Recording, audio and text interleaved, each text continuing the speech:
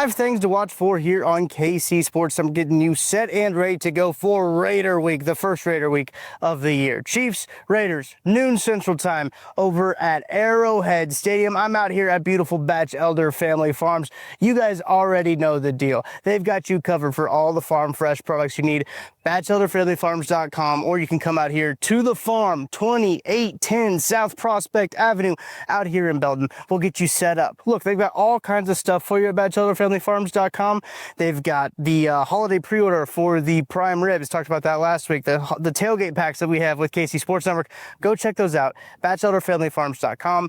You want to get there? You can't get out to Belton, but you want to enjoy some of the farm fresh products. We got you covered at the Overland Park Farmers Market or the downtown Rivermark Farmers Market as well. Check them out. Batchelder Family Farms. Love them here. We'll have Chief's Choice coming up on our socials as well. Check that out. Chief is 3-3 this year, just like the Kansas City Chiefs are. See if he gets back on the right track this week and can break that up get over 500 for us so far. 3 weeks in a row, man. Let's see if he can get over 500 for the Chiefs and for the year. All right, if you don't know the drill here, 5 things. It's 5 things that we are watching in this matchup. You get 1 thing from the KC Lab, 1 thing from Matt Hamilton, 1 thing from Benny Heisler. It's his picks presented by DraftKings. You have my beef of the week as well, and we'll wrap things up with only weird games. So let's start it off. Let's kick it off.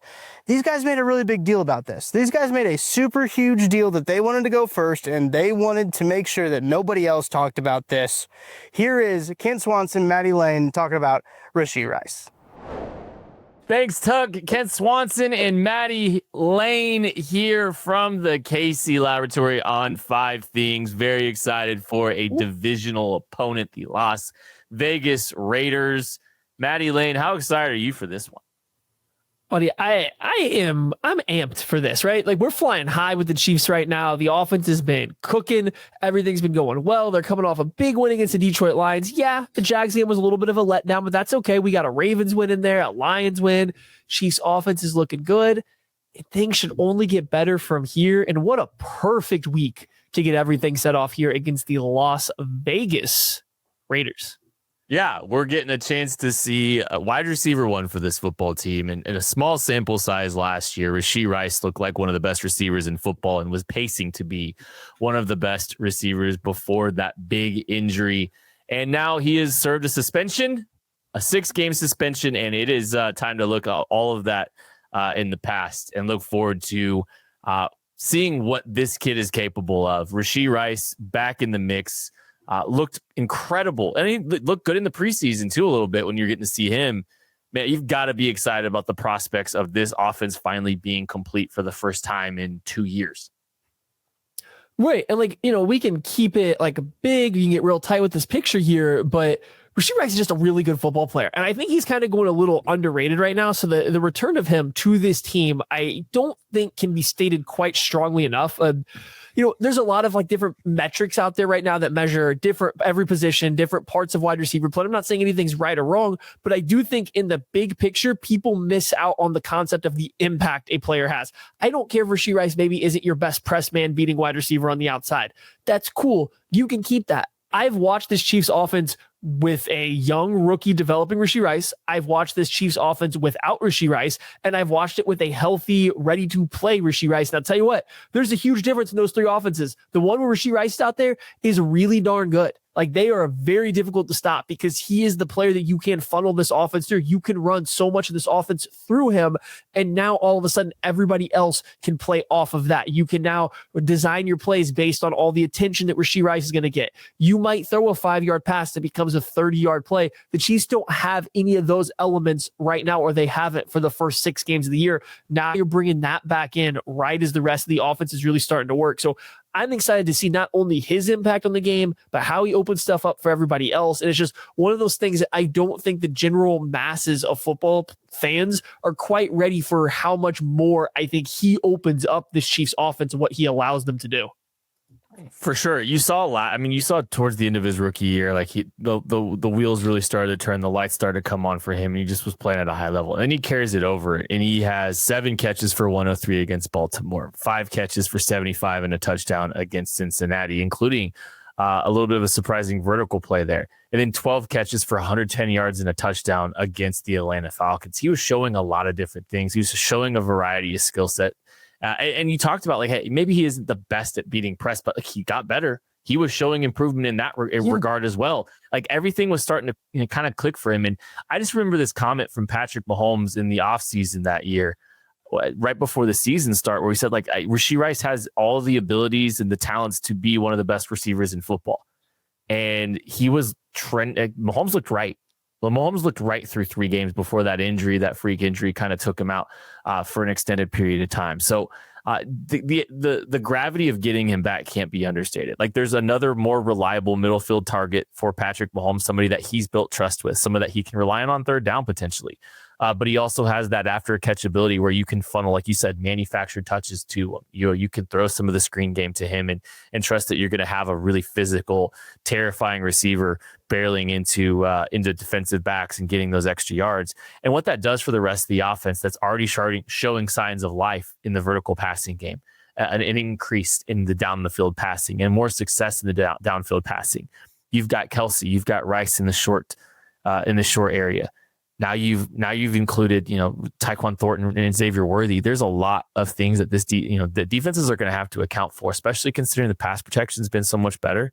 Man, Rashee Rice and his insertion into this offense, I can't wait to see, especially considering, like, we've been deprived of getting an opportunity to see Hollywood, Rashee, and Worthy together at any point in their Chiefs careers.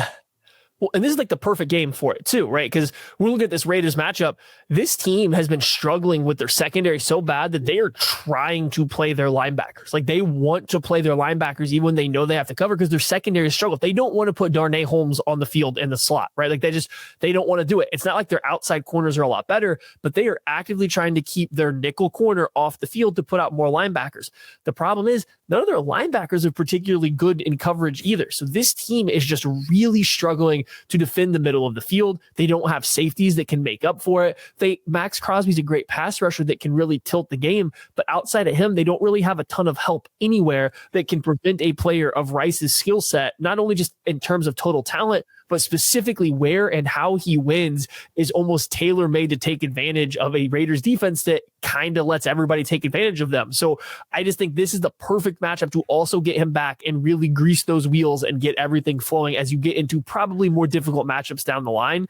And you like that. You like that as a soft landing for him. Hopefully hit the ground running. I want to ask you, you always ask me a question. I'm asking you, how many targets does Rashee Rice see in this game? Over, under? 7. Over. Let's go. Over. I think it's over. I don't think they're slowing down. I think they're hitting the ground running. I think they're getting him involved early and often, and I think he's going to find his way into this offense very quickly. I think it's just full send. I think they're underplaying how excited they are to get him the ball. I think it's going to be a big Rashee Rice game from jump. I think they're just going to set the tone immediately.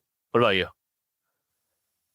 I'm also taking the over for, a lot of the reasons I said. I do think they're going to try to get him the ball to get him used to being in the flow of the offense. Like I said, I don't think the Raiders are well equipped to slow him down in any way, shape, or form. So once you get into the flow of the game, I think he is the guy that is just going to consistently be open. He's going to consistently be the guy that's not having plays designed for him, but he is going to be in the position in Andy Reid's offense that often gets open as the number 1 read or the number 2 read, and against most of what the Raiders are going to do. So yeah, I'm also going to take the over in this game, and I think it's going to be a pretty impressive performance for his first game back. It's going to be a great day to be at GEHA Field at Arrowhead Stadium. I'm telling you what, you're going to have a lot of fun out there if you're going to be out there. And I'm calling all Chiefs fans. You could be on the field at the 50 inside GEHA Field for the official coin toss at a Chiefs home game this season. Visit Chiefs.com/GEHA now and enter to win a chance to be on the field for a once-in-a-lifetime view of the pregame coin toss. Plus, you can score other exclusive prizes. Enter for a chance to win at Chiefs.com/GEHA. GEHA is the proud partner of the Kansas City Chiefs. 5 Things rolls along with Matt Hamilton right after this. Chiefs Kingdom, I have got a question for you. What is your favorite touchdown? Well, for me, I can confidently say that my favorite touchdown, It's the next one, because with DraftKings Sportsbook, an official sports betting partner of the NFL, every touchdown could bring you closer to cashing in. From the first touchdown score to anytime touchdown props or the thrill of live in-game betting, every snap is loaded with opportunity. From spreads to money lines, same-game parlays, regular parlays, you want it, DraftKings has got it. Here's the best part. Bet just $5, and if your bet wins, you'll get $200 in bonus bets instantly. I use DraftKings Sportsbook, and you should too. Your team hitting pay dirt pays out to you. Download the DraftKings Sportsbook app now and use code KCSN. That's code KCSN to turn $5 into $200 in bonus bets if your bet wins. In partnership with DraftKings, the crown is yours. Gambling problem? Call 1-800-GAMBLER. In New York, call 877-8-HOPE-NY or text HOPE-NY 467-369. In Connecticut, help is available for problem gambling. Call 888-789-7777 or visit ccpg.org.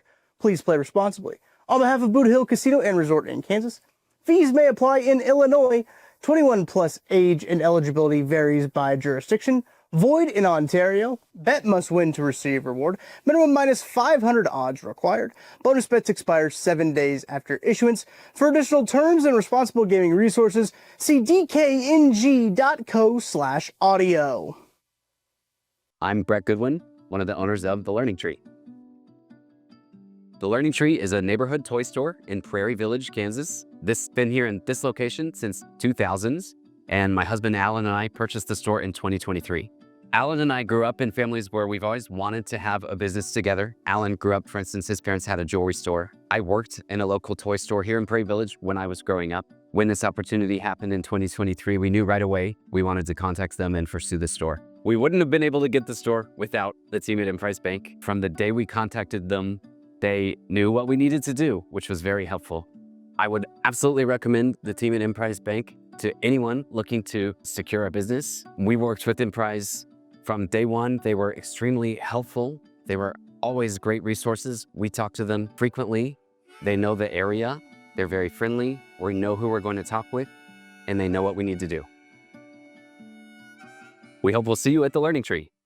All right, it is Raider week, and the one thing I'm going to be focused on for this game is the Kansas City Chiefs getting after Geno Smith in every way possible, because, listen, the main focus in this game, you can't let Ashton Genty beat you, right? Jacoby Myers, he's still not practicing. Brock Bowers, still not practicing. Doesn't look great for their status for this game. Obviously, things can change. But right now, it looks like the only guy that is capable of causing stress, causing damage for this Kansas City Chiefs defense is Ashton Genty. And I would expect, I would hope, that Spags is going to roll out a similar game plan to what we saw against the Eagles back in week 2, where they load the box, they try to force the issue, and they bring the house a little bit. They blitz 64% of the time in that game, which is by far the highest rate that Spags has thrown at a team this season. And I think that's kind of the recipe here. Again, not saying that Genty is Saquon, but hey, he's been having a heck of a year, and the Raiders don't have anybody that scares you as much as Devontae Smith and A.J. Brown, especially with those two guys out. So I would expect that we see a heavy load of blitz, especially because of the way that Geno's played this year. He is not having a strong year. Not only not having a strong year, the Raiders are leading the league in turnovers. He's leading the league in interceptions. He is a giveaway waiting to happen. So speed up his clock, try to force the issue. Maybe this is a game that you start racking up those turnovers, climb up that turnover leaderboard a little bit. But I'm expecting them to be very, very aggressive here. And, especially with the return of Rashee Rice on the other side, who we're not allowed to talk about, but, because Kent and Matty have a monopoly on that. But you got to think, too, I think with this offense coming along and being more explosive, I think it frees up Spags to be a little bit more aggressive, too, because unlike years past where they did have to try to grind things out offensively, now as a defense, hey, if they get us one time, if we give one up, we can get it right back because this offense is rolling on that level again. So I'm expecting an aggressive Spags. expecting a lot of blitzes, a sprinkling of some turnovers, and another big Chiefs win as they really get rolling here with the guy we're not allowed to say back in the lineup.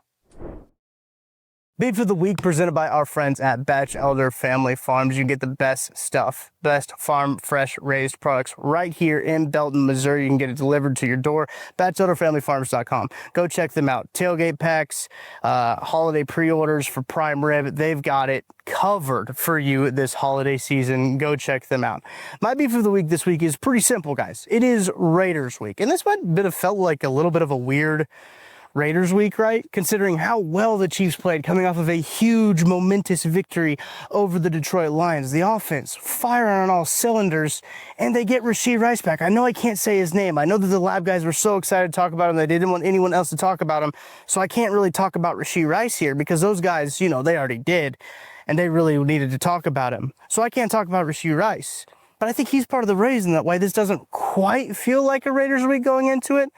Your typical normal Raiders week, high intensity, you're hearing stories about this rivalry, one of the last true rivalries in the National Football League, a rivalry that the Chiefs have dominated in years past, in recent years as well, but a historic rivalry nonetheless. It's a Raiders week that maybe might not have as much at stake as other Chiefs-Raiders rivalry weeks in the past. But don't get that twisted. There's still a lot of animosity, a lot of hatred between these two teams, between these two programs. I think that it's going to be a very fun and highly contested game. I think that the Chiefs have all the firepower. They have the momentum in this one. It is going to be a great showdown at Arrowhead Stadium, and maybe a part of the reason that this doesn't necessarily feel like your normal Raiders week. It's a noon kickoff. It's a noon kickoff at Arrowhead. Not many of those. You don't really get many of those very often anymore when it comes down to the Chiefs and the Raiders. AFC West Division is paramount for this team as they're going to be working from behind. You got to make sure that you get all the wins that you can in this division. This is going to be one of those games that they've got to win. This is a must-win game. All these games from here on out are going to be must-win games. I think it's going to be important and crucial to set the tone early and set it often when it comes down to this game. It's going to be a great matchup of divisional rivals. We have seen this season already in the NFL that it is truly any given Sunday. It does not matter where these teams rank, where they fall on my ass list. It does not matter where they are. It is truly any given Sunday. And I think that is going to be reiterated on Sunday. The Chiefs need to make sure that this is not a trap game and they take care of business in this one. It's going to be a huge momentous game, hopefully to gain more momentum as they will take on the Washington Commanders and then the Buffalo Bills eventually. But it's going to be a huge game nonetheless. All right, let's keep things moving here. Let's go to Benny and Benny's picks. Benny, what you got for me, buddy? All right, Tuck, appreciate you, sir. What's going on, everybody? Ben Heisler, KCSN betting analyst, getting ready for the Chiefs and the Raiders. It's a little Raider week with the Chiefs as big favorites at home. We'll get to the play that I like for this matchup coming up in just a second, but just a quick question before we kick things off. What's your favorite touchdown? Like, if you're going through all the different touchdowns, which one is your absolute favorite? And I think the actual correct answer, I know it's subjective, but I'm going to give you an objective answer, is the next one, right? And that's because with DraftKings Sportsbook, an official sports betting partner of the NFL, every touchdown brings you closer to cashing in. There's so many different ways to get in on whatever touchdown plays and props you want to consider, whether it's a first touchdown score, whether it's an anytime touchdown prop. My personal favorite, jumping on board in a live touchdown play in the middle of a game when the guy that you thought was going to score hadn't scored yet, and you're getting them at a much better value. Those are the type of plays that you can take advantage of on DraftKings Sportsbook for the upcoming game for the Chiefs and the Raiders. And then remember the best part, you bet just $5 and your bet wins. You're going to get $200 in bonus bets instantly. I've been using DraftKings since the moment it arrived in the state of Kansas. You know it's coming to Missouri very, very soon, but you can get started today. So let's talk about this Chiefs and Raiders matchup right now. We are seeing odds at DraftKings Sportsbook for the Chiefs, a 11.5 point favorite at home against the Raiders. Total currently sitting at 45.5. Things are relatively split according to the actual splits. 49% of the betting handle, the money is in on Kansas City compared to just 46% of the bets at that 11.5 number. Where we are seeing a bit of a discrepancy is in the total. 71% of the money on the over 45.5 compared to just 57% of the bets. So more money in on the over and on the Chiefs at minus 11.5. So how do we break this whole thing down? My first thoughts, are we overreacting to last week's win against Detroit? Do the Chiefs really deserve to be double-digit favorites this year against anybody not named the Jets or the Titans right now? Even with Rashee Rice back, I know it completely changes the dynamic of the offense. Here's what we have to consider. The sample says it is usually a bad bet to take KC in this particular spot. Forget about what we know about Mahomes with his straight up record. They win these games, but it's covering that tends to be an issue. Mahomes, 1-7-1 against the spread as a favorite of 6 points or more, but 9-0 straight up. He's actually gone 0-3 against the spread in their last 3 games against the Raiders. And via Evan Abrams over at the Action Network, the 2 biggest upsets that Mahomes has suffered in his career have both come against the Raiders as a touchdown favorite or more. Listen, the second half, they have the ability to turn things on. We know what their defense is capable of when the pass rush is there, and Geno Smith is turning the ball over a ton. So instead of worrying about the final number, where I think the Kansas City Chiefs could cover that 11.5 if everything goes right, I'm going to take the Raiders first half plus 6.5 at an unbelievable line right now at minus 102 at DraftKings. You're basically getting even odds to get the Raiders at plus 6.5 to basically hang around for just under a touchdown in the first half. It's really good value compared to the relative number of the game, which is at 11.5. Normally, these things are pretty split from the first half to the full game. So normally you're adding on another 6.5 points here. That would be minus 13 for Kansas City. Instead, it's 11.5. And also expect the Raiders, who had a nice win last week. Like, let's give them some credit. Started to establish more of the run game with Ashton Genty. Did not have as many turnovers from Geno Smith and the rest of the team. They're going to continue to do that against Kansas City, especially in the first half. Try to limit the turnovers from Geno. Get Genty going in both the run game and the pass game. Open up play action for them. And if we're being honest about Kansas City, the first half numbers for them haven't been great. 25th in time of possession the first half. Plus, the reason I think that 6.5 is crucial, think about all the mistakes, point after tries that have not gone through for Harrison Butker. If they can keep it within 6 and you're getting a really good number on that 6.5, especially if Butker misses another PAT, I think this is a number that the Raiders can absolutely cover. Hopefully the Kansas City Chiefs just end up pouring it on the second half. But for now, I like the Raiders to cover that first half number at DraftKings at plus 6.5 at minus 102 odds. So remember, if your team hits pay dirt, it pays out to you. All you got to do, very easy, download the DraftKings Sportsbook app. Use that code KCSN, to turn $5 into $200 in bonus bets if your bet wins. KCSN in partnership with DraftKings, the crown is yours. Remember, if you have a gambling problem, call 1-800-GAMBLER in New York. Call 877-HOPE-NY or text HOPE-NY to 467-369. In Connecticut, help is available for problem gambling. Just call 888-789-7777 or visit ccpg.org. Please play responsibly on behalf of Boot Hill Casino and Resort in Kansas. Fees may apply in Illinois. You must be 21 plus. Age and eligibility varies by jurisdiction. Void in Ontario. The bet must win to receive reward. Minimum minus 500 odds required. Bonus bets expire 7 days after they're issued. For additional terms and responsible gaming resources, please visit dkng.co/audio. With that, Tucker, back to you, my friend. Appreciate those picks, Benny. All right, let's wrap things up. Get your fifth and final thing. It's still weird games, guys. Joshua Briscoe, Nate Taylor, Seth Kaiser. What do you got for me?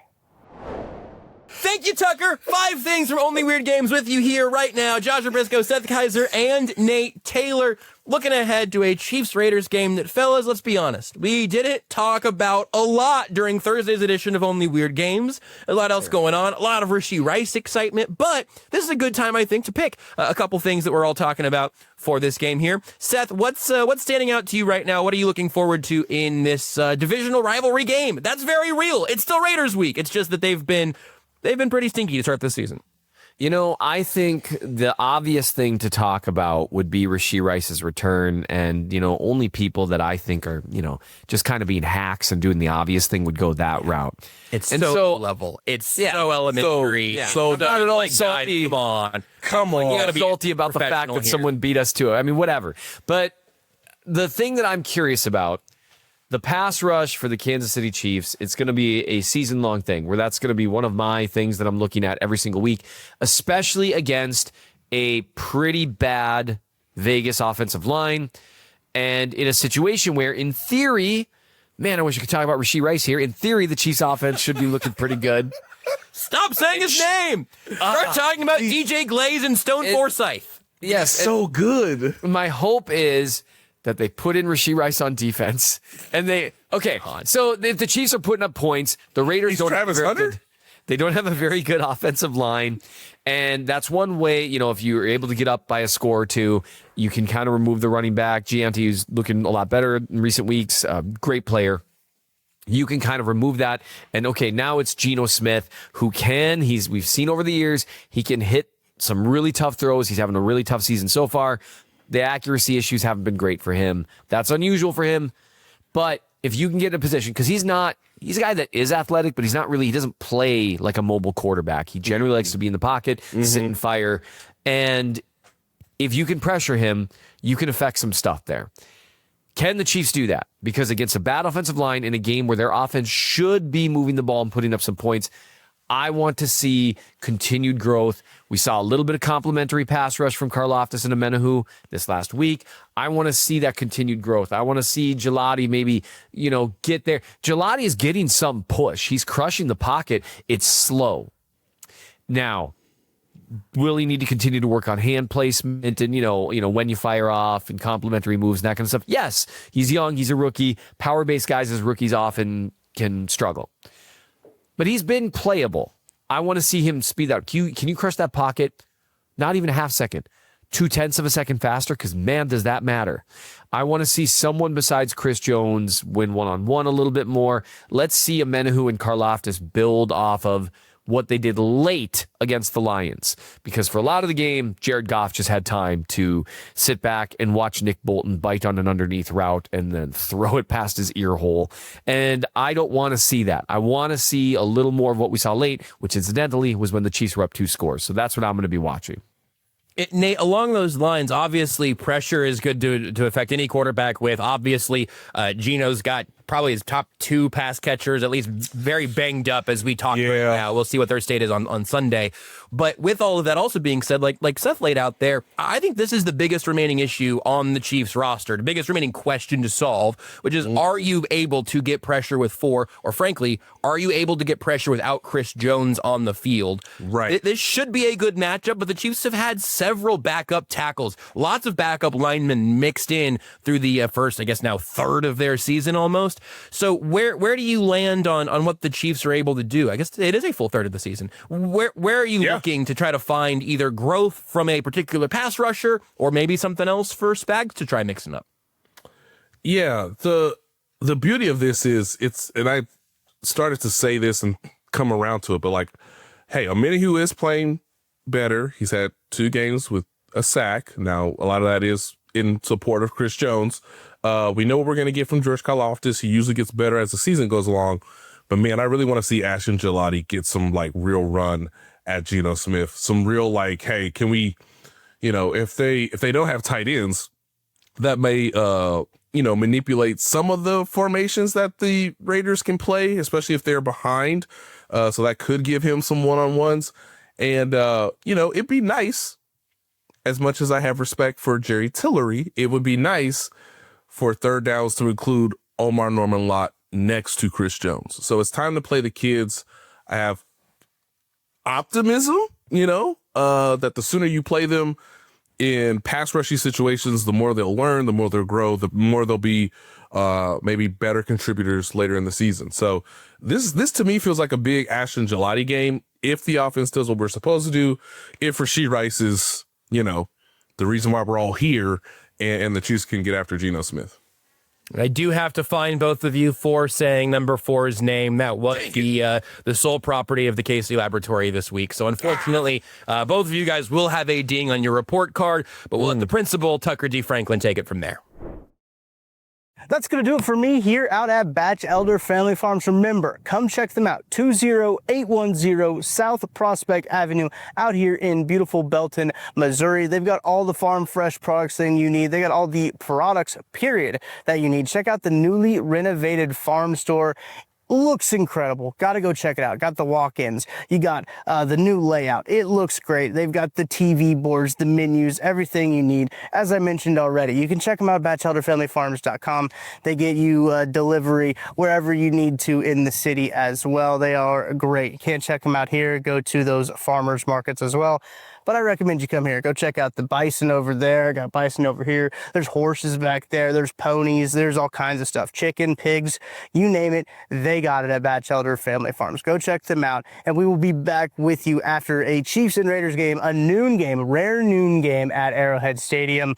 We'll have the post-game show. Kent Swanson, myself, Maddie Lane, all breaking that game down right here on the Chiefs YouTube channel. And wherever you're listening to this podcast as well, we'll have that after we get done recording it. So, for Tucker Franklin, myself, thank you to all those guys, the Only Weird Games guys, the KC Lab guys, you got Matt Hamilton, Benny Heiss. Thank you all as well for listening to this podcast all the way until the end. Hit that like button, hit the subscribe button, turn the notification bell on so you do not miss a single episode that we have for you. So that's going to do it from out here at Batchelder Family Farms. Appreciate you guys. I will talk to you guys after the Chiefs take on the Raiders.